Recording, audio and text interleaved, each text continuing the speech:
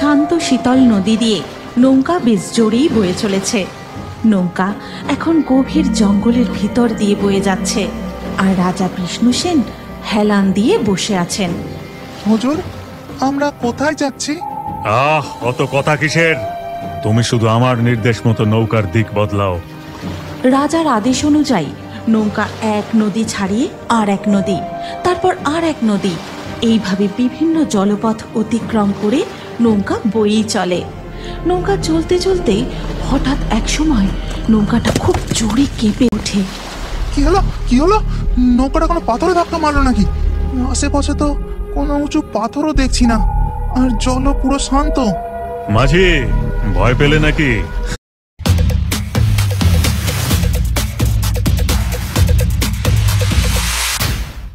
ও কিছু না, তুমি শুধু আমার কথা মতো নৌকা চালিয়ে যাও। তারপর বেশ কিছুটা নৌকো এগোতেই বিষ্ণুসেন মাঝিকে বলে, মাঝি, তুমি ওই গুহাটা দেখতে পাচ্ছ? কে হুজুর? তুমি নৌকাটা ওই গুহার মধ্যে প্রবেশ করাও। রাজার কথা মতো মাঝি নৌকা গুহার দিকে এগিয়ে নিয়ে যায়। তারপর গুহার মধ্যে প্রবেশ করতেই মাঝি লক্ষ্য করে যে নদীর জলে যেন ভয়ানক কিছু আছে। তারপরেই নৌকাটা আবারও হঠাৎ কেঁপে ওঠে। হুজুর, আমার খুব ভয় করছে। আমরা নিচে ফিরতে পারবো তো? তুমি মুখ বন্ধ রাখো আর নৌকা চালানোর দিকে মন দাও। নৌকা ধীরে ধীরে গুহার অপর প্রান্ত দিয়ে বেরিয়ে এসে পৌঁছায় এক নতুন রাজ্যে। হুজুর, এ কি? আমরা কোথায় এসে পড়লাম? কিছুক্ষণ আগে পর্যন্ত গভীর রাত ছিল, এখানে তো দিনের আলোয় আকাশ পুরো ঝলমল করছে, আর চারিদিকটা কি সুন্দর মনোরম পরিবেশ। কিন্তু বিষ্ণুসেন মাঝির কোনো কথার উত্তর না দিয়ে মনে মনে বলে, তার কথা মতো আমরা একদম সঠিক জায়গায় এসে পৌঁছেছি। আমার লক্ষ্যে পৌঁছতে আর বেশি দেরি নেই। তারপরেই আমি হব এই সমগ্র সংসারের একমাত্র সবথেকে ধনবান রাজা। মাঝি, মাঝি, জাল প্রস্তুত করো। জাল প্রস্তুত করে এক্ষুনি এই নদীতে জাল ফেলো। রাজার আদেশ মতো মাঝি নদীতে জাল ফেলে। তারপর ধীরে ধীরে জাল নৌকায় তুলতেই জালের সাথে উঠে আসে স্বর্ণ মুদ্রা, স্বর্ণ অলংকার ও এক নাম না জানা মহামূল্যবান রক্তবর্ণের মণি। সে একদম ঠিক কথাই বলেছিল। এই মায়াবী নগরীর নদীর জলে রয়েছে মহামূল্যবান সব ধন সম্পদের ভান্ডার। এক একটি রত্ন দিয়ে মানব দুনিয়ার গোটা গোটা দেশ কিনে নেওয়া সম্ভব। নাও নাও, তুমি আর দেরি করো না, আবার জালটা ফেলো। রাজার কথা মতো মাঝি আবার নদীতে জাল ফেলে। জালে করে স্বর্ণ ধনসম্পদ নৌকায় তুলতে থাকে, কিন্তু এবারের জালে আর কোনো মণি ওঠে না। কি হলো? এবার কোনো রত্ন উঠলো না কেন? মাঝি, মাঝি, তুমি আবার জালটা ফেলো। এইভাবে জাল ফেলতে ফেলতে নৌকায় স্বর্ণমুদ্রা ও অলংকারের স্তূপ আরও উঁচু হতে থাকে।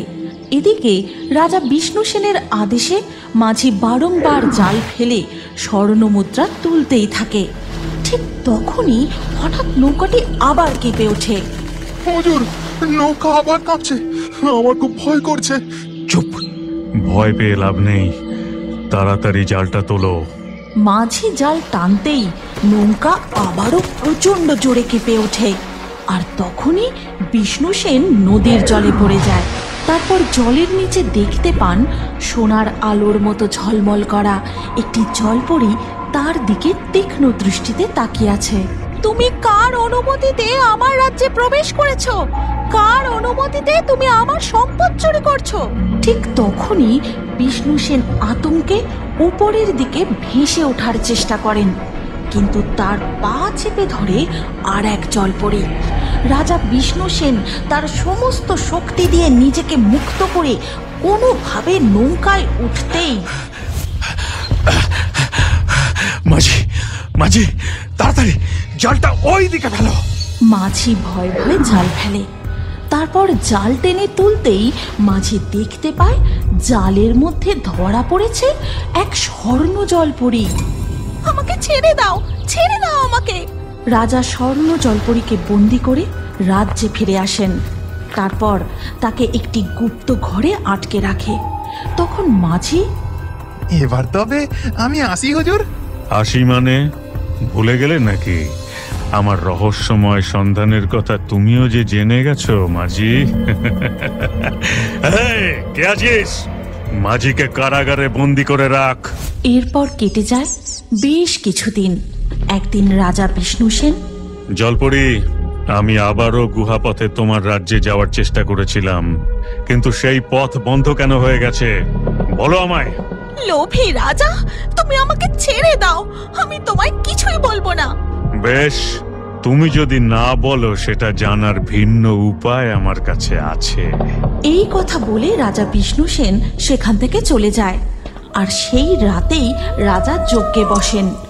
আর যজ্ঞে আহুতি দিতেই প্রকট হয় এক ভয়ানক ডাইনি।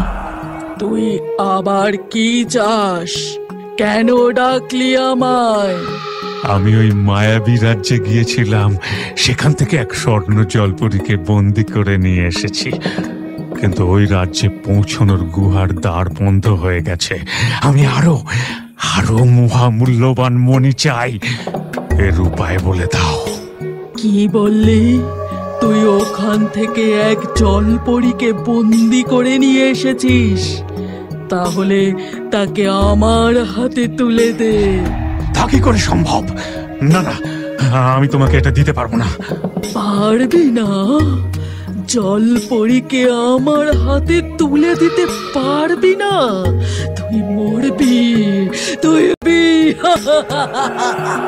এই কথা বলে ডাইনি সেখান থেকে অদৃশ্য হয়ে যায়। রাজা বিষ্ণু সেন আবারও জলপরীর কাছে যায়। তোমার রাজ্যে পৌঁছানোর পথ আমাকে বলবে, হ্যাঁ কি না বলো, না হলে। কখনোই না, আমি তোমাকে কিছুতেই বলবো না, ছেড়ে দাও আমাকে। বলবি না? কিভাবে মুখ খোলাতে হয় সেটা আমার জানা আছে। এই কথা বলেই রাজা বিষ্ণু সেন স্বর্ণ জলপরীর একটি আঁশ তুলে নেয়। ব্যথায় যন্ত্রণায় জলপরী আর্তনাদ করে ওঠে। তার চোখ দিয়ে অশ্রুবিন্দু ঝরে মাটিতে পড়তেই তা মহামূল্যবান রত্নে পরিণত হয়। আমার তো আর তোর রাজ্যে যাওয়ার দরকার নেই রে। হ্যাঁ, তোর কান্নাই আমাকে এই দুনিয়ার সব থেকে ধনবান রাজা করে তুলবে। রাজা বিষ্ণু সেন এইভাবে স্বর্ণ জলপরীকে দিনের পর দিন কষ্ট দিতে থাকে। স্বর্ণ জলপরীর চোখের জলে তৈরি রত্ন দিয়ে রাজা বিষ্ণু সেন একের পর এক রাজ্য কিনতে থাকে। এই গোটা দুনিয়ায় আমার থেকে ধনবান ও সমৃদ্ধশালী রাজা আর কেউ নেই। ওই স্বর্ণ জলপরী হলো এই রাজ্যের আশীর্বাদ।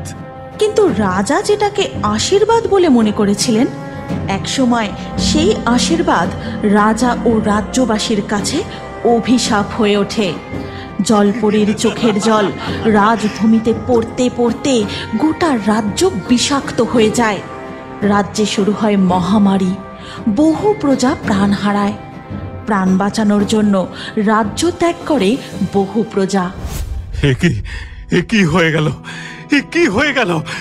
আমার রাজ্যের এমন অবস্থা কিভাবে হলো? জলপরী, সত্যি কথা বল, এটা তোরই কাজ, তাই না?